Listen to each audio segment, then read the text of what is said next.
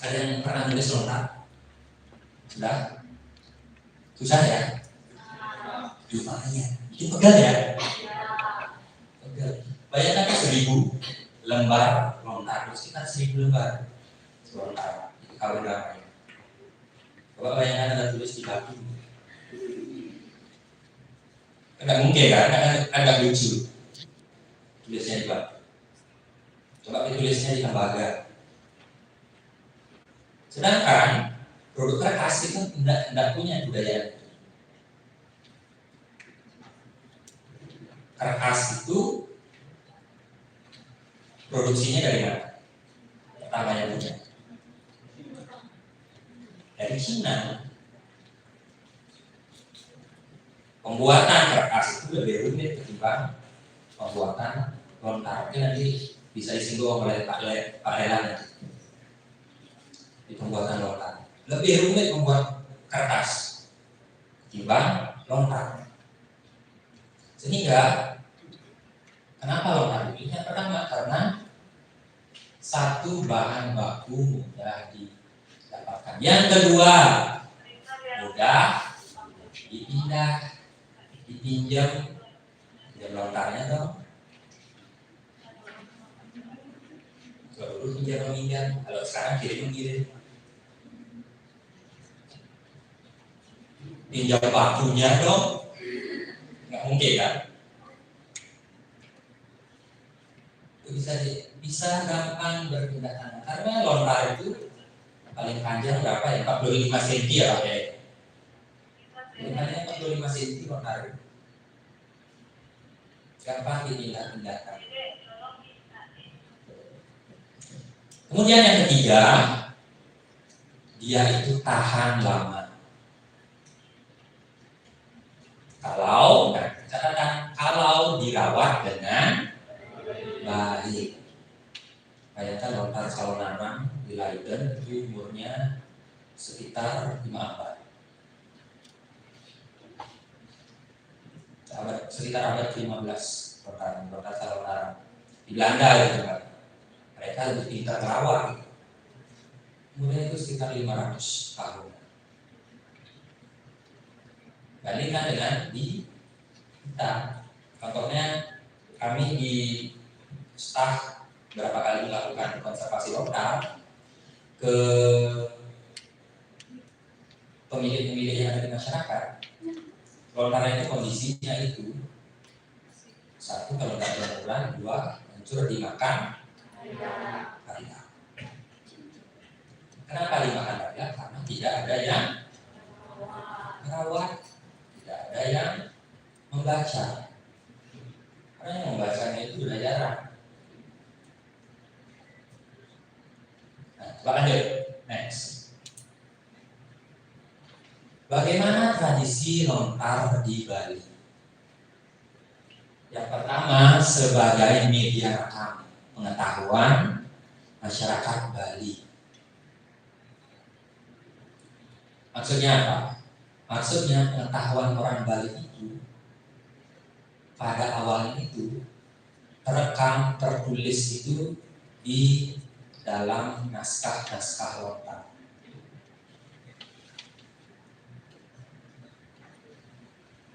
Tidak ditulis di buku, tidak ditulis secara digital. Nah, di sanalah tertulis.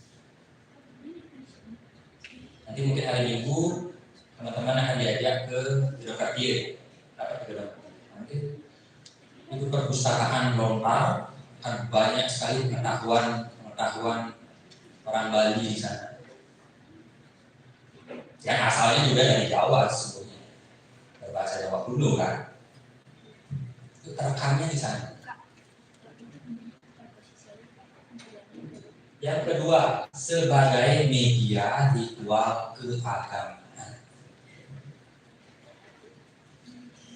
Artinya apa? Artinya di Bali sendiri lontar itu tidak hanya sebagai naskah, tidak hanya sebagai media, tidak bisa disamakan dengan buku tulis yang isinya teks, enggak. itu memiliki nilai religius.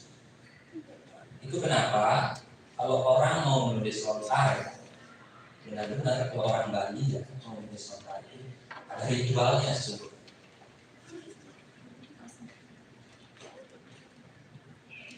Jadi tidak sembarangan. Kemudian dalam beberapa upacara misalnya di Bali, pembacaan lontar itu harus ada dilakukan. Dan yang membacanya pun bukan orang sembarangan.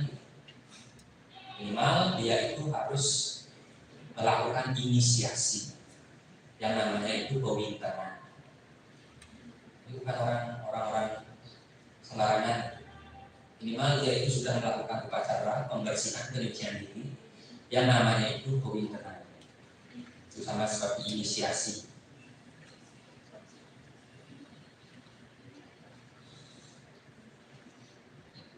Nah itu juga sebabnya kenapa? Seperti kasus yang saya sebutkan tadi bahwa kenapa banyak lontar di masyarakat itu akhirnya hancur dimakan rayap. Lebih pintar rayapnya, karena rayapnya yang makan lontar. Kita nggak pernah buka lontarnya, itu nggak pernah. Karena apa? Satu, karena di situ ada nilai religiusitasnya. Orang mau ambil lontar itu sekarang masih ada. Jangan buka lontar, nanti kamu gila. Enggak begitu. Nggak boleh ngambil lontar. Nanti kamu, orang Bali bilang itu bodoh. Bodoh itu artinya gila. Dan banyak ketakutan seperti itu yang terjadi. Dan juga banyak kejadian seperti ini. Di beberapa keluarga itu ada yang menyucikan lontarnya. Lontarnya itu disembahyangi. Ada namanya sejak 6 bulan itu namanya perayaan Saraswati. Ya.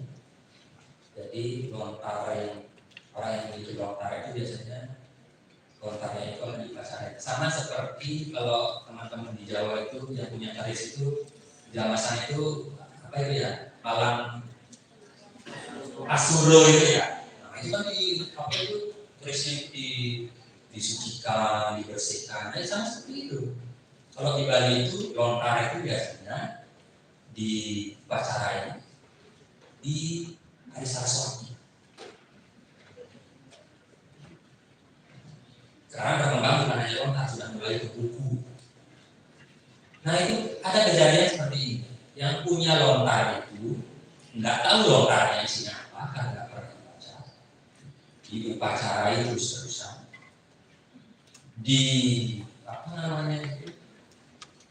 Dilihat secara magis. Dan ternyata setelah dibaca isinya apa? Isinya itu tentang ayam-ayam. Ayam-ayam itu adalah bagaimana caranya orang yang punya ayam bisa menang dalam melakukan sabung ayam. Itu yang dibaca. Lucu kan? Jadi bukan berarti lontar itu isinya itu tentang agama. Banyak jenis.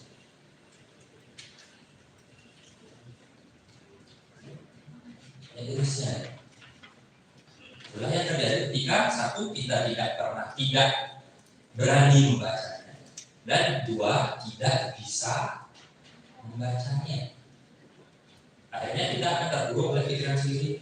Lontar itu sesuatu yang bingung, menakutkan,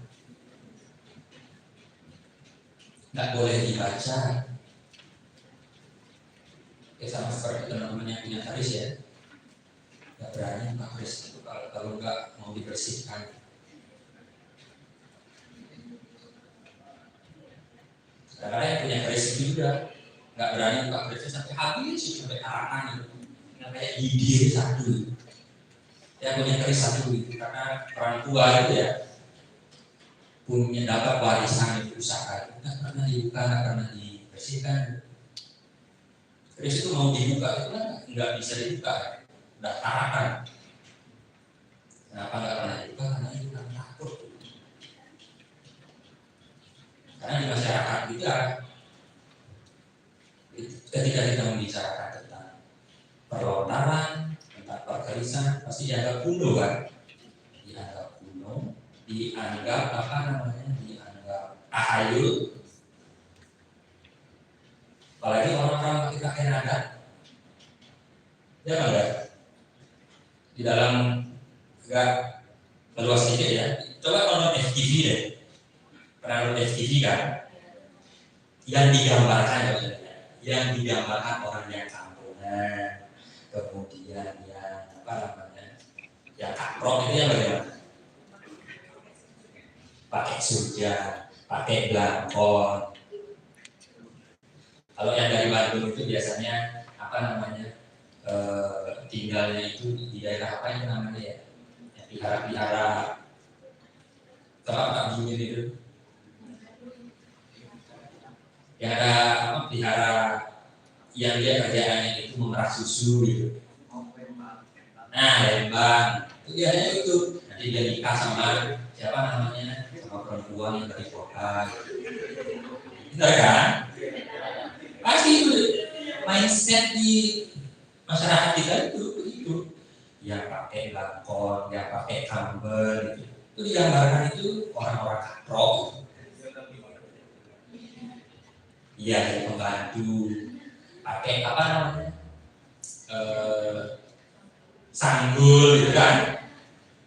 Ini agak kuno gitu. Orang pakai keris, pasti dianggap klenik gitu. Dianggap dukun gitu kan.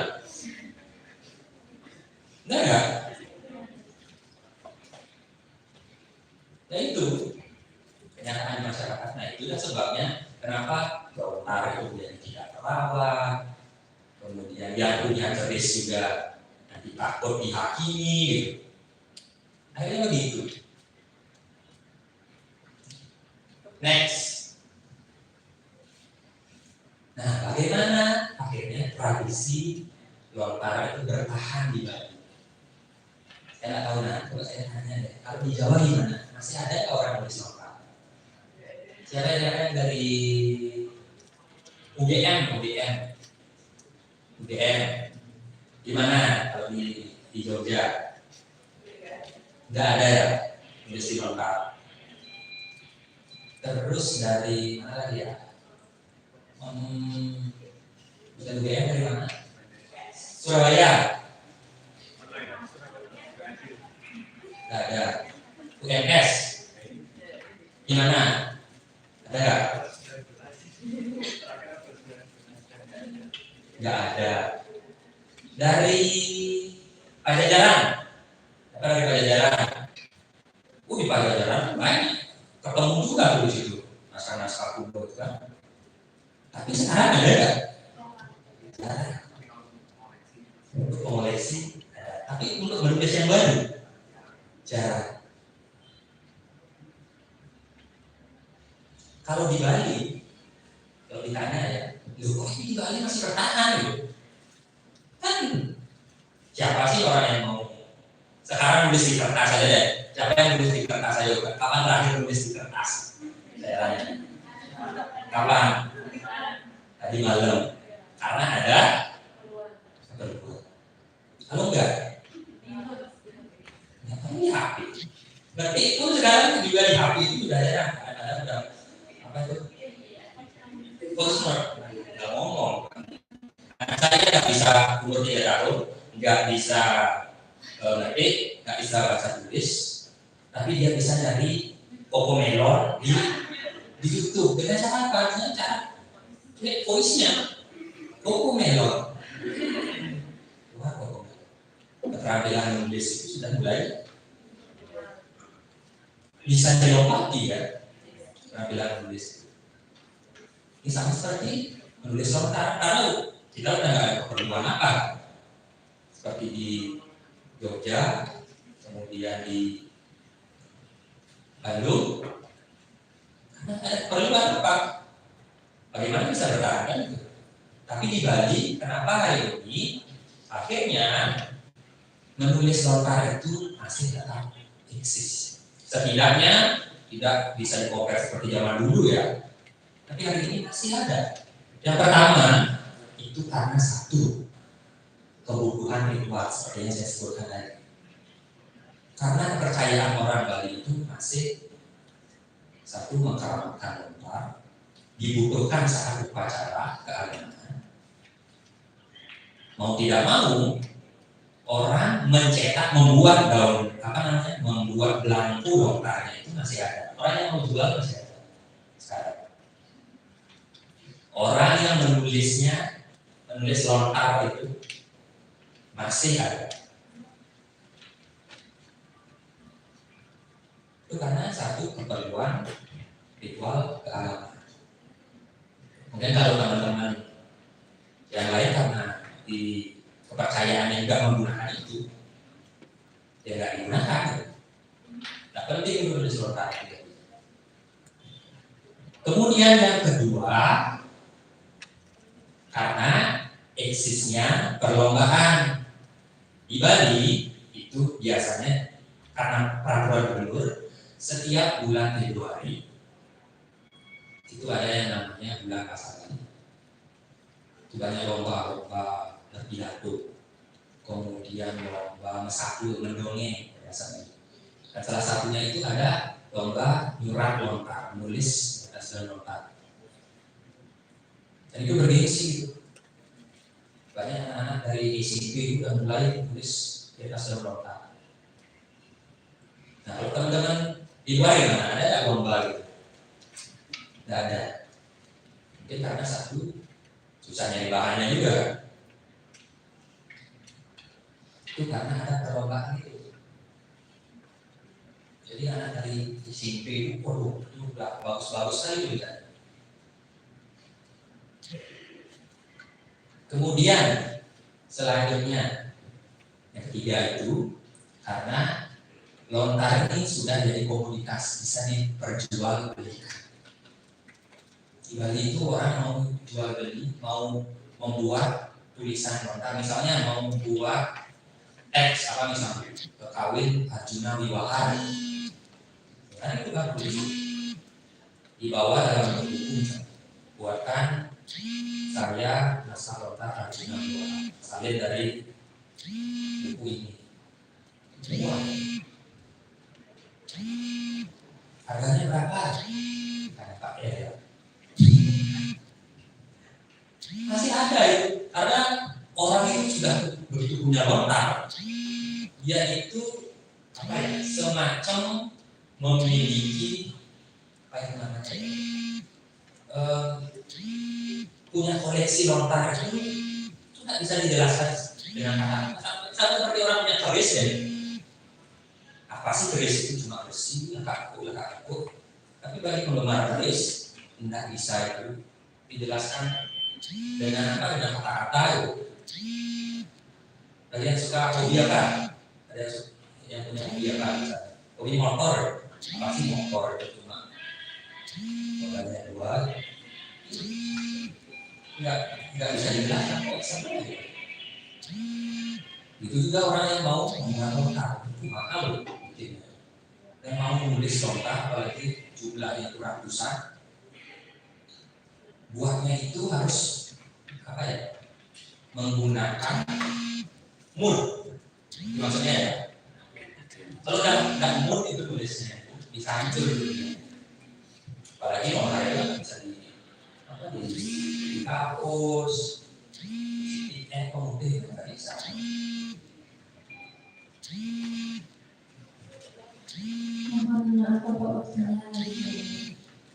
Ya, next.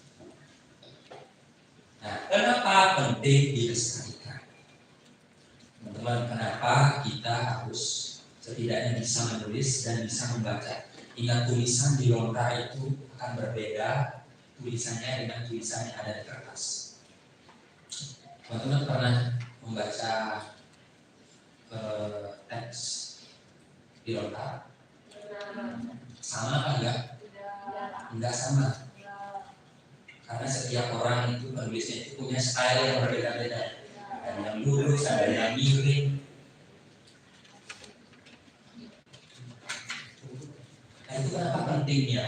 kita sebagai anak-anak yang berkecimpung di sastra, ke sastra bahasa aksara daerah, itu kita pentingnya memiliki keterampilan menulis dan membaca di lengkap. Bayangkan jika literasi kita terputus, siapa yang mau membaca itu? Siapa yang mau membaca itu? Tidak ada. Akhirnya kita akan dibuat terputus oleh leluhur-leluhur kita. Nanti kita bisa dianggap sebagai orang-orang yang limited gitu. Padahal kebudayaan beraksara itu adalah kebudayaan, salah satu ciri sebuah bangsa itu memiliki budaya yang tinggi. Tidak semua suku, tidak semua bangsa itu memiliki aksara. Maka kita patut berbangga. Nah, tidak harus berbangga saja, harus bisa melestarikannya, yaitu dengan menulis dan membaca. Nah, kira-kira itu saja dari saya karena waktu yang tidak banyak. Semoga apa yang saya sampaikan itu kira-kira ada yang nyangkut gitulah. Ya, jika ada salah kata saya ucapkan itu. Saya akhiri dengan Pak Santi. Om Santi. Assalamualaikum warahmatullahi wabarakatuh. Terima kasih.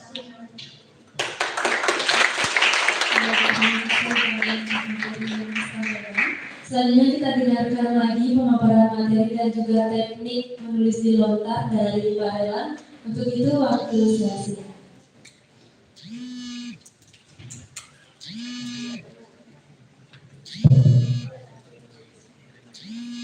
Ya, terima kasih Zali selaku sebelum saya mulai bersama-sama mengucapkan Om Swastiastu. Assalamualaikum warahmatullahi wabarakatuh.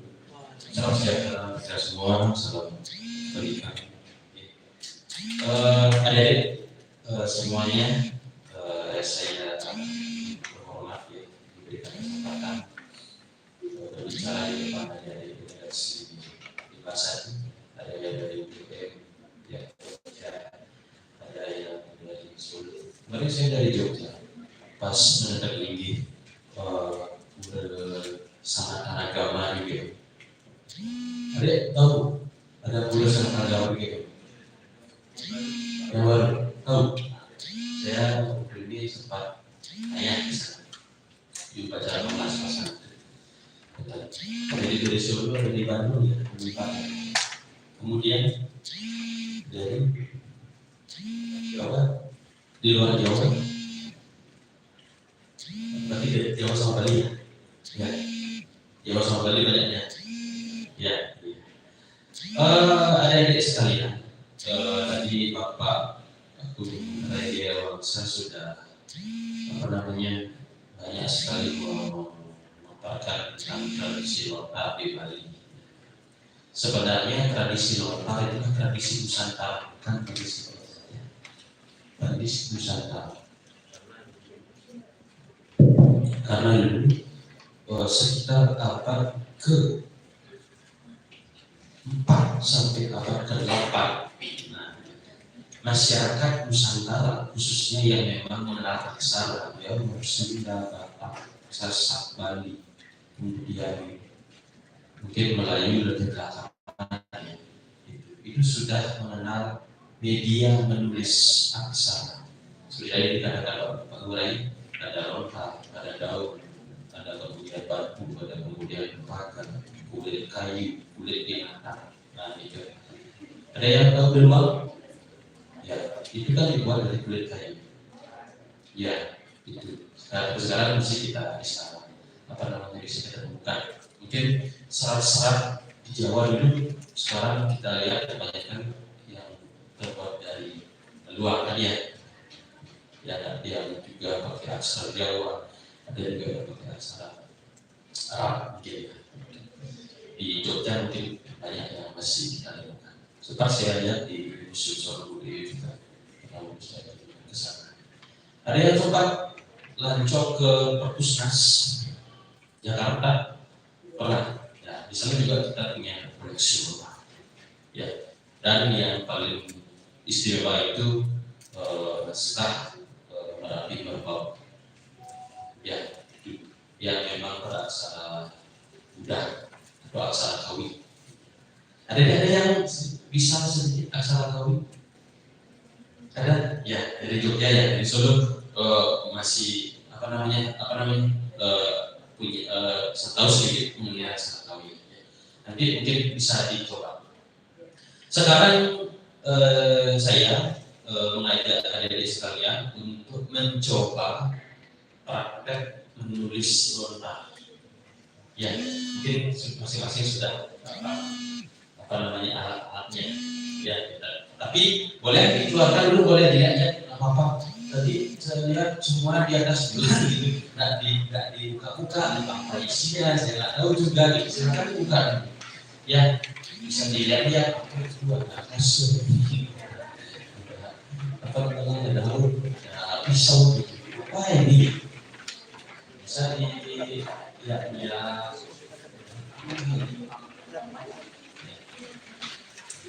Ada ini pun pembedaan apa musiknya. Nah, sebenarnya.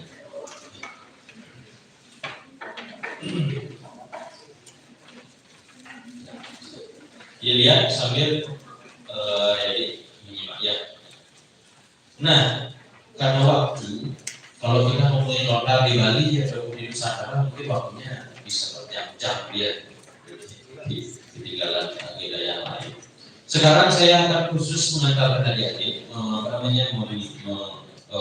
adik-adik untuk praktek menulis lontar.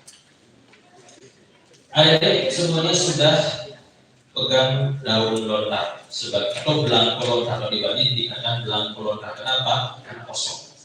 Kalau lontar itu sudah ditulisi biasanya. Ya, sudah ditulisi. Itu namanya belangko lontar. Bisa dibolak-balik oleh sebagainya. Ada punya lubang kecil. Ada garisnya 4. Nah, ya, mungkin ada dari tadi yang 2N bisa sering ya. Jadi sudah dikasih semua terus. Dari Jawa mungkin ada yang mungkin sudah tahu, ada yang mungkin tidak. Tapi saya tetap jelaskan. Belangko lontar ya itu terbuat dari daun lontar atau rontal atau siwalan atau apa ya? Saya kurang tahu nama gininya, tapi di Bali itu ada beberapa jenis daun lontar, daun pohon lontar ya. Ada beberapa jenis daun pohon lontar. Itu belangko lontar yang sudah pegang sekarang ini terbuat dari daun lontar berjenis tal. Kalau di Bali namanya tal. Ya, di Bali tal. Kalau di Jawa masih lontar atau rontal, siwalan. Ini jenisnya adalah tal palu atau lontar palu. Palu itu kalian tahu dari apa? Palu telur. Talut namanya kalau kita. Kenapa dipilih jenis seperti itu? Karena dia punya serat yang sangat halus, yang paling halus. Serat yang paling halus dan ketebalan yang cukup untuk ditulisi. Dan jenis lontar itu, jenis sental itu, jenis pohonnya itu bisa didapatkan dari sekitar Singaraja, ada di daerah Tugu Nalahan ada pohonnya, daerah Bungkulan, daerah Culik Karangasem, ya, dan daerah Teluk. Daerah Teluk mungkin daerah Pusat sebagai pesisir. Ya, pohon lontar itu kebanyakan tumbuh di pesisir. Ya, karena daerahnya panas. Pernah makan buahnya? Pernah. Gimana rasanya? Enak. Ya, kalau kayak gini. Ya, orang Bali sering karena kalau ada buah buah lontar itu bisa dimakan. Buat kalau di Bali itu al, ya, fosil di Bali di Jawa kan siolan. Nah itu buahnya bisa dimakan. Nah itu ya, itu ininya. Nah seperti yang dijelaskan Pak Urai tadi, memang ini adalah daun yang memang paling mudah ditulis sebagai media tulis. Nah orang dulu, orang Bali ya, mungkin ini juga sama di Jawa pada zaman dahulu. Orang Bali dulu sebelum mengenal kertas yang didatangkan dari kebudayaan Cina, orang-orang Bali sendiri menulis dengan daun ini. Tapi mereka menyesuaikan dengan keperluan mereka. Kalau memang keperluannya sebatas surat menyurat, misalnya dulu kan surat menyurat, tulis, kirim siapa tahu ada ya punya pacar atau gimana gitu, dikirim ininya suratnya. Kalau sekarang kan enggak, dulu seperti itu. Nah, mungkin dulu itu ada serial dokumenternya mungkin ada di mana. Dulu ada daun lontar yang masih hijau dipetik, kemudian ditulis misal, kemudian dipakai surat menyurat. Dulu sifatnya insidental, ya sifatnya insidental. Tapi kalau kita membahas tentang karya sastra, ya membahas tentang karya sastra yang ditulis di daun lontar, maka daun lontar itu harus diolah sedemikian rupa sehingga bisa mendukung isinya, sehingga bisa bertahan lebih lama hingga berapa. Maka daun lontar itu akan diolah dengan cara tersebut sehingga bisa bisa berumur lebih panjang. Maka lontar yang ada dipegang sekarang itu adalah lontar yang sudah diolah dengan proses yang sangat panjang, sangat panjang. Ya, kalau ada yang dari Bali ataupun dari Jawa yang memang masih ada waktu di Bali, kalau mau melancong ke Karangasem ada daerah Subagan, daerah Pikir dan daerah Sidoarjo juga ada tempat. Ya, prosesnya panjang, bahkan memakan waktu hingga bertahun-tahun. Kalau dalam konteks kebutuhan yang untuk menulis karya sastra, maka sudah dibilang bekal dalam yang ketahui tadi dua barada hingga mitis sastra, kemudian apa dan sebagainya, ya tadi Papua, sama Papua dan sebagainya, dan seperti di Bali Papua. Kenapa bisa bertahan lama hingga berapa? Kenapa?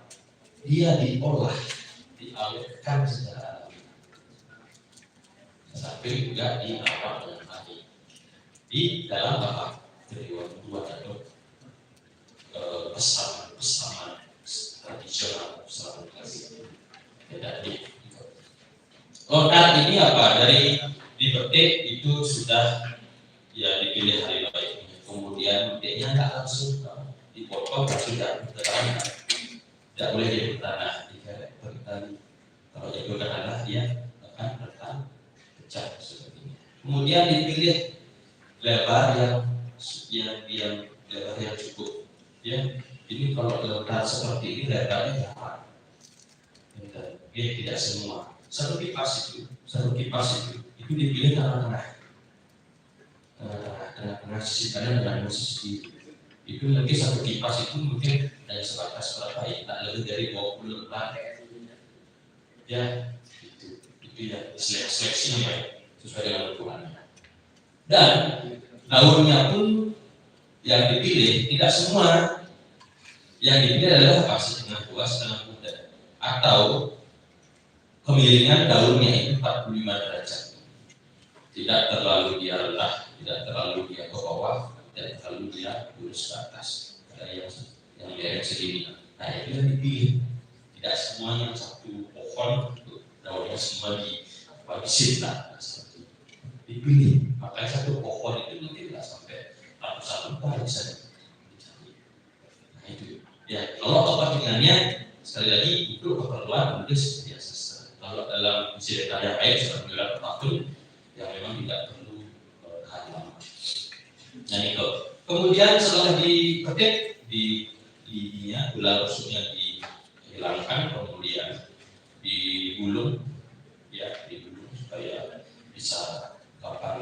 kemudian direndam di dalam air garam selama 6 bulan. Apa tujuannya?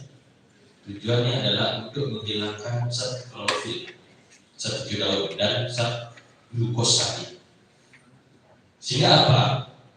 Tidak dicari oleh rakyat pun serangga-serangga permukaan atau hewan-hewan orang. Nah itu yang dicari. Kalau ada ular larva itu dia akan memakan zat hijau daun atau zat hijau daun itu kalau masih ada itu lama-lama dia akan membusuk. Itu akan direndam dengan air garam selama 6 bulan. Airnya yang diganti terus. Atau orang dulu dia hemat, dia gampang, dia rendam di air laut selama 6 bulan. Kemudian dikeringkan.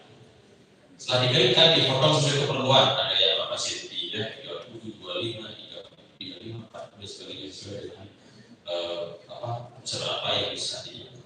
Kemudian lontar tersebut direbus dengan rempah-rempah alami yang dipercaya bisa mengawetkan seperti rempah-rempah gula, cengkeh, kulit kayu, ya sebagainya banyak sekali sehingga dia kan warnanya coklat. Warnanya. Setelah itu direbus 1 hari selama 12 jam. Api menggunakan kayu bakar, tidak boleh padam selama 12 jam. Kemudian setelah selesai dijemur kembali sampai benar-benar kering. Setelah itu dilakukan proses penjetitan supaya dia lurus. Ya, lurus ada ditumpuk ya dan tempatnya seperti kayu. Setiap hari itu kita katakan itu selama 4 bulan sampai benar-benar lurus. Setelah itu selama 4 bulan dikeluarkan, diberikan lubang 3, kemudian lagi dipres selama 2 bulan. Ya, dipres selama 2 bulan sampai benar-benar lurus dan bibirnya diratakan. Setelah itu baru diberikan garis. Izin Bapak Ya, itu. Oke. Jadinya hampir setahun ya diperpanjang kalau adalah keperluannya. Oke. Nah itu ya itu sudah tahu ya. Nah sekarang ada pengelupak. Nah pisau namanya pengelupak. Kalau di Jawa pernah saya dengar pakai apa namanya? Sejenis amrot ya. Saya pernah lihat lebih runcing. Namanya amrot itu katanya digunakan. Di mana namanya pengelupak. Ya, seperti pahat pisaunya. Ya, yang digunakan itu adalah yang paling tajam, yang paling runcing. Nah, kita akan sama-sama coba. Nah, dia itu dua bahan yang memang digunakan dalam tulis lontar. Kemudian ada alas antal. Ya, kenapa? Karena kadang-kadang tulis lontar nantinya menggunakan kedua tangan, tidak seperti tangan. Seperti tulis kertas. Menggunakan tangan dan pakai batal. Kemudian ada apa? Kemiri bakar. Kemiri bakar apa tujuannya? Untuk menghitamkan. Karena menulis lontar menggunakan pisau, ya belum ada ininya, belum ada nampaknya. Kalau pulpen kan langsung ada tintanya. Tapi kalau lontar digoles terlebih dahulu, kemudian dihitamkan dengan kemiri bakar. Nah ini pengenalan sedikit ya supaya ada tahu. Dan secara teknis nanti dalam hal menulis lontar ada teknik pertama dari sikap tangan. Ya, sikap tangan dalam menulis lontar tidak sama dengan menulis kertas. Kemudian teknik penulisan, nah berbeda dengan menulis di kertas. Hasilnya pun beda, alatnya beda, caranya beda, hasilnya pun beda. Jadi ada bisa tahu. Ya. Dan nanti adik bisa praktek dengan menggunakan aksaranya sendiri. Ada yang mau buat pakai aksara Jawa silakan. Ya, saya tidak mau menggambarkan pakai aksara Bali, enggak mau pakai Jadi kan kita bineka tunggal ika kan, ya masing-masing kalau mau menulis dengan aksaranya sendiri dipersilakan. Ya, tapi di sini adik-adik bisa belajar itu dengan tekniknya. Ya, nanti kita bahas ininya. Jangan sambil jalan dari seperti itu. Oke, baik, adik-adik sekalian, untuk pengantar cukup sekian. Nanti kita lanjut dengan praktek. Ya, ala-ala adik sudah tahu ya caranya. Nanti kita bersama-sama coba. Baik, demikian yang bisa saya sampaikan mengenai pengantar administrator. Apakah ada yang berkenan dan dengan Pak Sakti mau Sakti sekaligus. Terima kasih Pak Relan. Selanjutnya kita akan langsung praktek menulis lontar. Bagi rekan-rekan delegasi dipersilakan untuk mengeluarkan alat lontarnya dan bisa langsung praktek sekarang dari Bapak narasumber langsung bisa menghampiri dari delegasi untuk mendampingi di prakteknya seperti itu.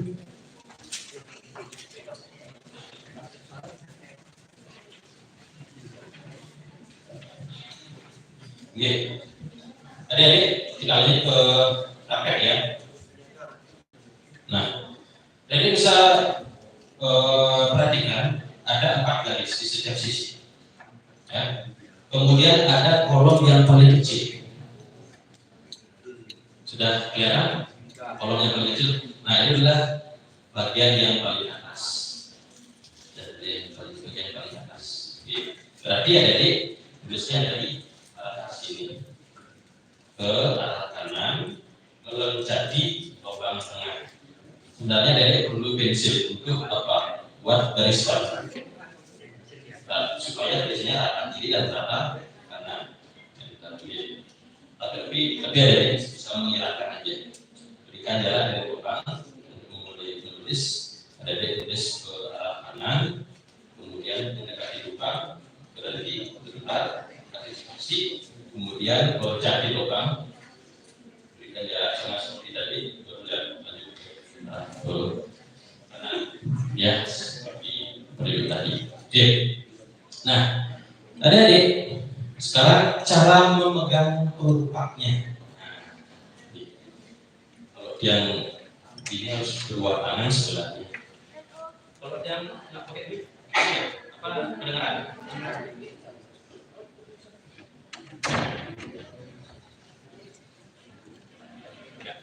Ini kan pulpak ya, tidak sama memegang seperti pulpen atau pensil. Ya, memegang pulpak itu sama seperti pensil pulpen, tapi semua jari harus lurus, tidak ada yang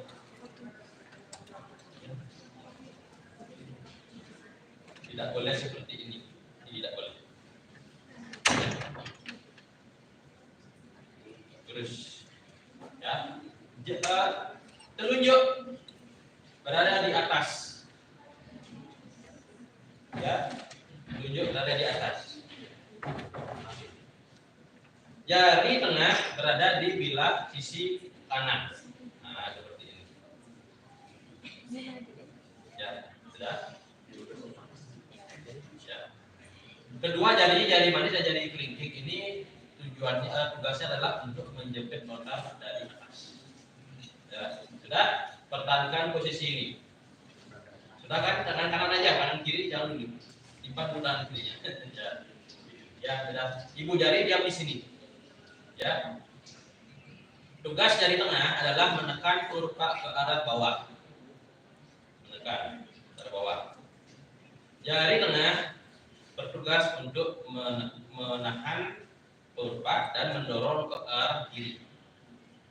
Ya. Ini menjaga, ya, menahan dan sekaligus juga mendorong ke arah kiri. Sudah ya, ini. Nah, sekarang tangan kiri memegang pulpak. Lontar. Ya, sudah. Ya, sama posisinya seperti tadi ya. Mana yang bagian atas, bagian bawah, sudah tahu ya. Kiri kanan. Jelaskan tadi. Ya. Ya. Tangan kiri ada di bawah lontar. Ya, tangannya letakkan di atas bantalannya, lututnya. Ya, sudah. Dijepit dengan ibu jari seperti ini. Ya, ini. Ya, sudah. Pertahankan. Kanan sudah pertahankan. Ya. Sekarang gabungkan, pertemukan antara pengerupak dan lontar. Pertemukan. Ya. Nah, ibu jari tangan kiri menyentuh sisi pengerupak di sebelah kiri. Ya. Ya. Keempat jari tangan kiri itu sebagai alas di bawah. Ya. Dan jari manis dan jari telunjuk tangan kanan menjepit lontar dari atas sehingga jadi akan mendapatkan bunyi seperti ini.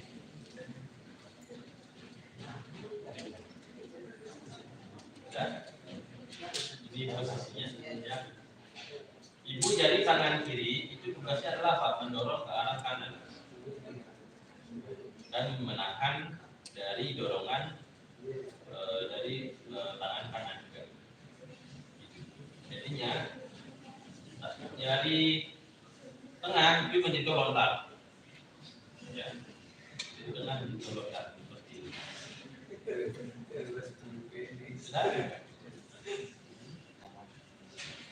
Ya. Sekarang adik-adik silakan mencoba menulis aksaranya masing-masing. Aksara Bali boleh, dari Jawa, aksara Jawa boleh, ya. Dengan menggores ujung pengerupak ini ke permukaan lontar. Gores. Digores dengan penuh perasaan. Digores dengan penuh perasaan.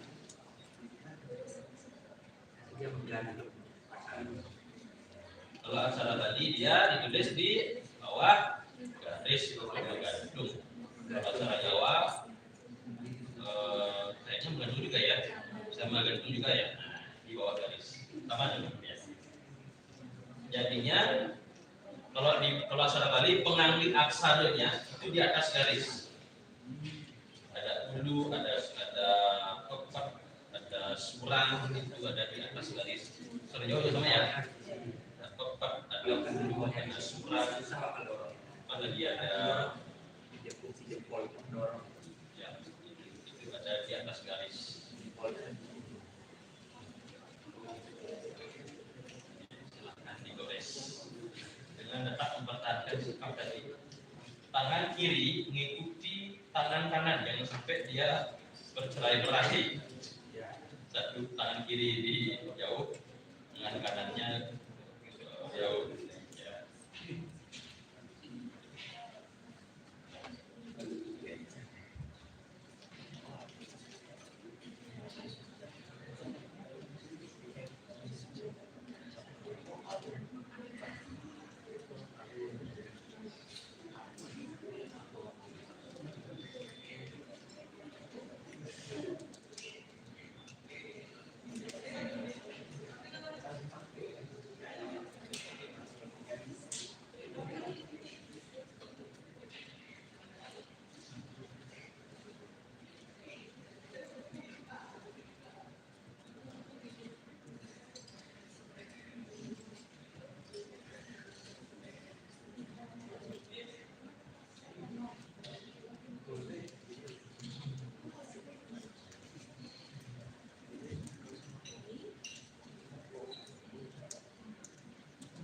Jadi bisa tulis bebas kalau ada mau tulis ana cara kak. Ya, kalau mau tulis yang lain bisa.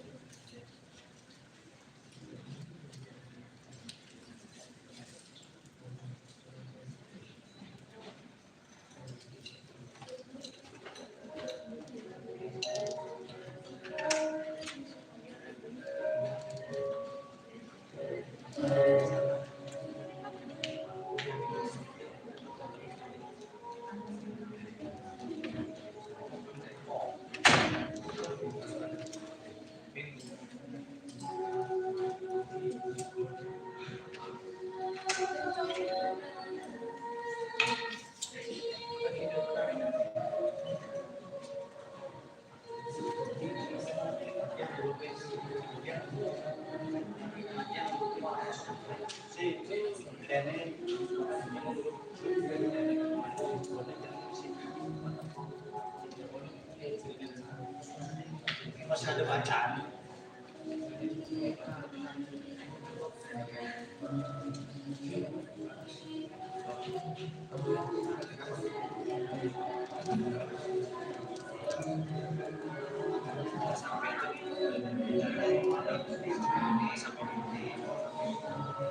Baik,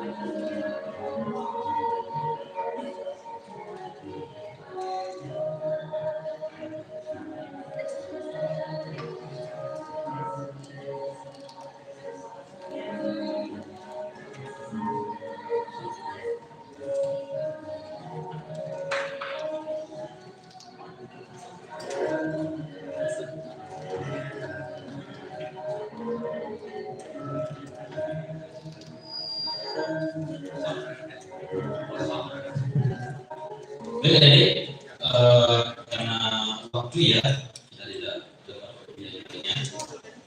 Silakan dari diterapkan dengan begini. Bisa diterapkan dengan begini. Jadi ada dari isu bisa membersihkan.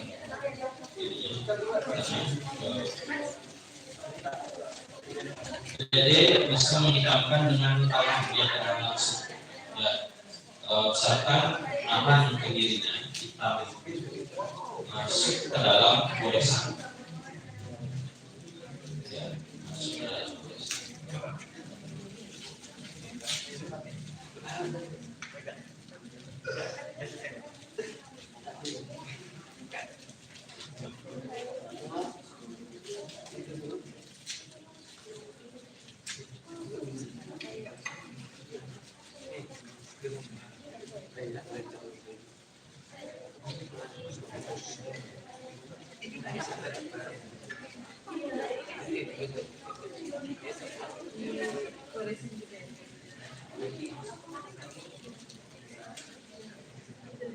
Kalau sudah kelihatan tulisannya bisa dibersihkan sisa-sisa pemilihan dengan tisu ke kapas dibersihkan.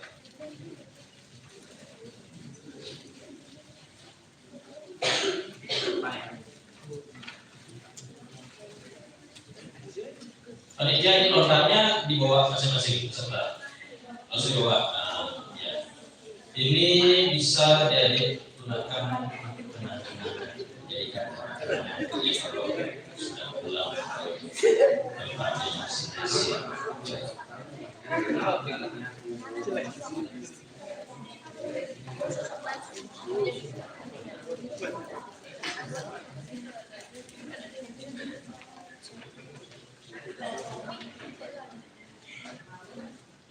Nanti kalau sudah di ruang masing-masing, kalau ingin lanjut nulis silakan. Ya, kalau ada apa namanya,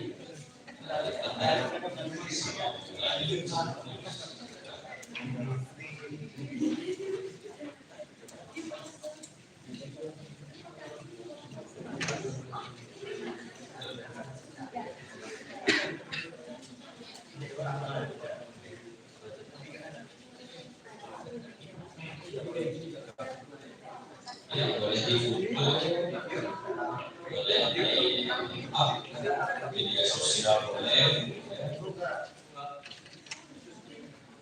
Kalau ada dari balik yang dibawa ke apa namanya ke media silakan. Ya, hashtagnya ingat apa gitu ya.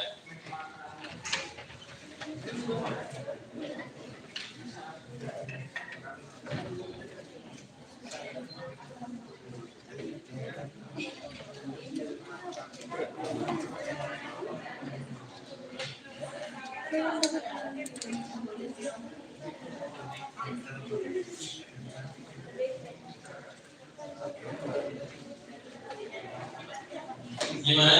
Mengasihkan? Sangat asik. Seru ya?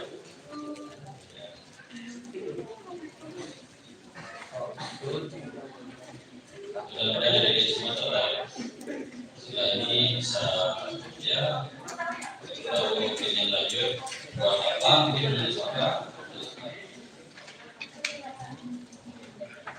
Kalau misalnya ada kesempatan lagi ke Ancol ke Bali, adik mungkin bisa mampir ke daerah Tenganan Pegeringsingan. Sudah pernah ke sana? Belum. Dari Jawa atau dari mana ceritanya? Pernah ya? Tenganan Pegeringsingan di daerah Tarangsang. Di sana adik akan bisa menemukan portal bergambar atau di sini kita dikenal dengan namanya pras. Ya, ada gambar-gambar portal di gambar. Alatnya sama, bahannya juga sama. Itu juga ada di sana. Kalau memang masih ada waktu di Bali atau di sekolah lain atau di Bali, ya kita akan koleksinya. Ya. Baik adik-adik, demikian ya pemaparan itu juga praktek menulis lontar pada agenda Imbasadi 2024 hari ini.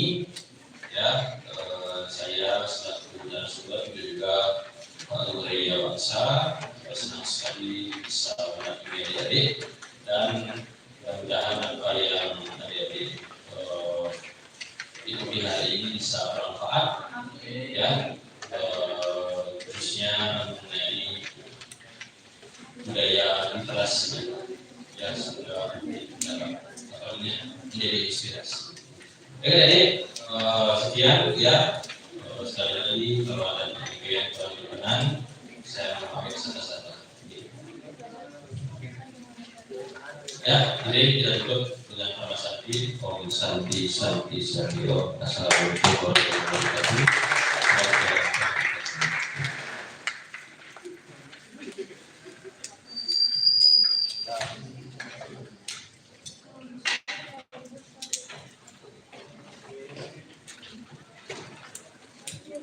Demikianlah seminar lontar pada hari ini. Saya ucapkan terima kasih kepada kedua narasumber dan saya mohon maaf apabila selama memandu seminar pada hari ini terdapat hal yang kurang berkenan di hati.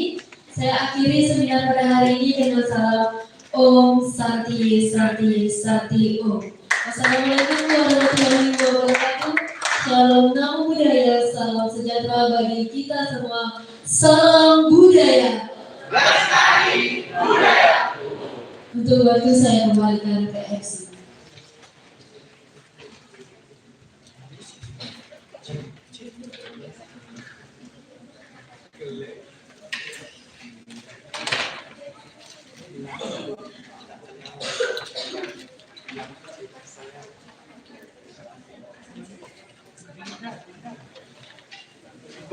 Demikian seminar dan pelatihan pada hari ini.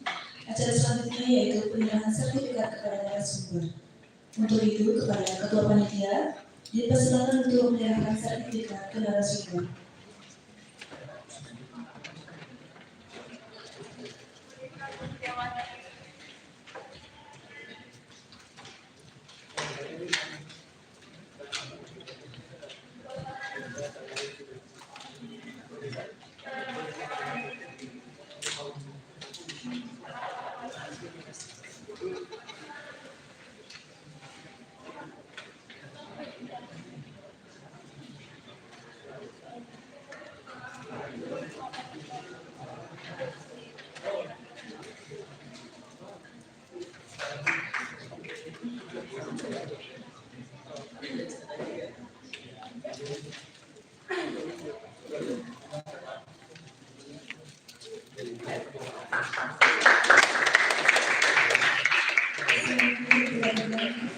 Pada sesi foto bersama untuk para delegasi lomba dipersilakan untuk berdiri.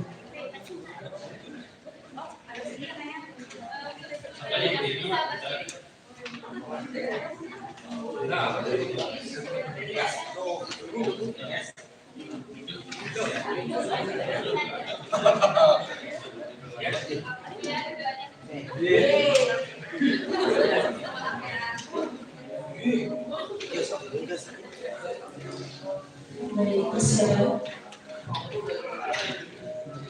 Sesi foto bersama saya pimpin dalam hitungan 1, 2, 3. Sekali lagi, 1, 2, 3. Baik, terima kasih.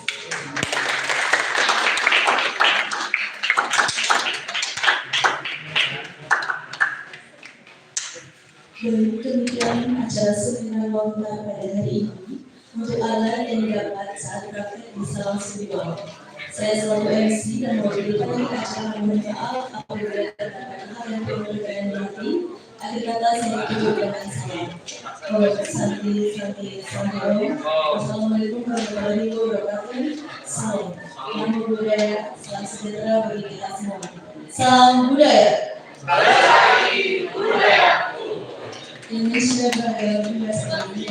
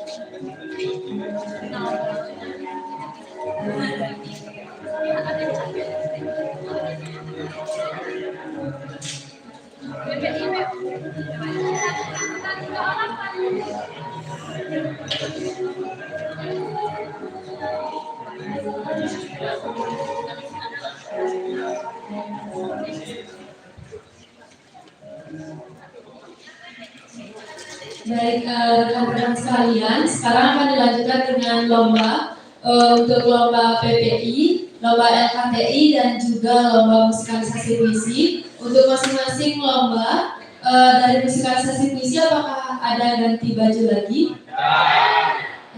Untuk lomba musikalisasi puisi, silakan berkumpul di depan. Untuk lomba LKTI, berkumpul di pojok aula ini, di belakang. Untuk lomba PPI berkumpul di depan sini. Untuk barang-barangnya bisa dirapikan terlebih dahulu yang di bawah.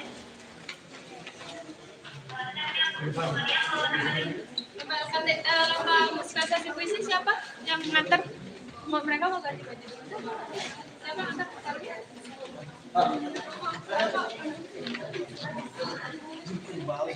Jeffrey.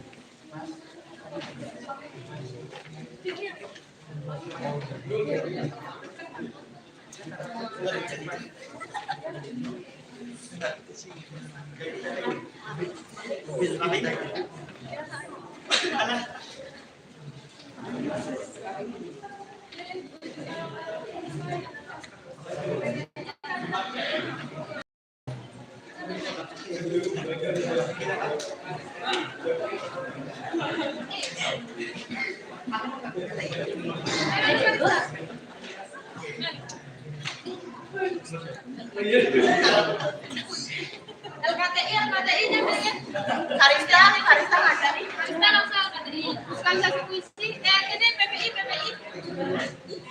Coba lihat hasilnya.